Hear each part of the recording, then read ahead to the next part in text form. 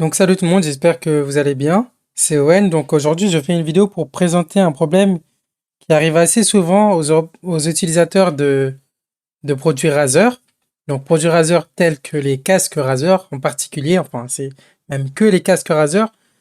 Le périphérique, donc le casque, n'est pas reconnu par l'ordinateur ou plus particulièrement par Razer Synapse 3. Donc Synapse 3, c'est un peu le logiciel qui gère tous vos produits Razer, donc qui va gérer la luminosité, qui va gérer un peu vos macros, enfin voilà, ça gère tout ça, quoi.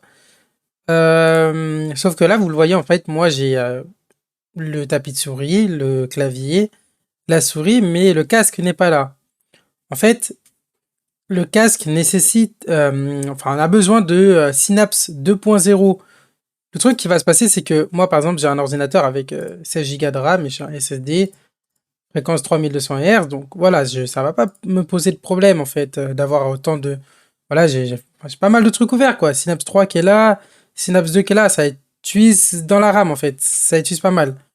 Spotify qui est ouvert aussi, enfin, c'est pas grand chose. Vous voyez, moi je m'en fous.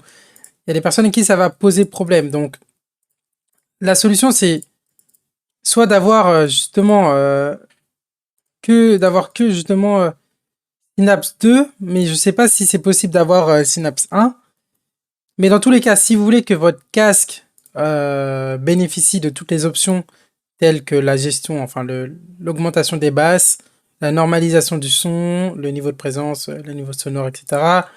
Des filtres au niveau du micro, si vous êtes en appel, en vocal, en distanciel, pour vos cours, c'est assez utile. Un mixeur, bon ça vous les avez accès avec Windows. Un égaliseur, je sais pas si les gens l'utilisent aujourd'hui, moi je l'utilise pas.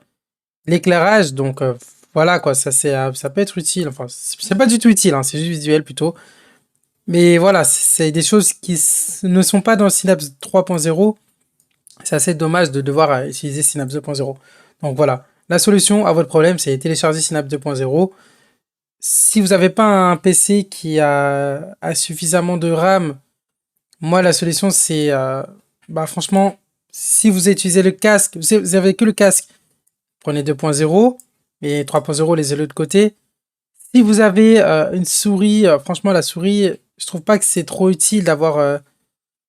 Enfin, ça peut être utile en fait d'avoir Synapse 30.0 si vous avez une souris, si vous utilisez beaucoup de macros. Si vous n'utilisez pas de macros, pas la peine d'avoir Synapse 3 en fait. Si vous avez utilisé des macros, pour les macros, par exemple pour mon clavier, le Black Widow, c'est essentiel quoi, enfin de mettre des macros. Moi j'utilise pas, par exemple, j'ai pas besoin de Synapse 3. Mais voilà quoi, ça c'est ce que je vous conseille en fait. Donc voilà, c'est tout pour cette vidéo. J'espère avoir résolu le problème ou avoir apporté la lumière, enfin de la lumière sur un problème en particulier. Voilà, si vous avez besoin enfin vous avez des questions, n'hésitez pas à les poser dans les commentaires. Je répondrai rapidement. C'est pas comme si j'avais mis le commentaire. Et voilà, donc à bientôt pour une nouvelle vidéo.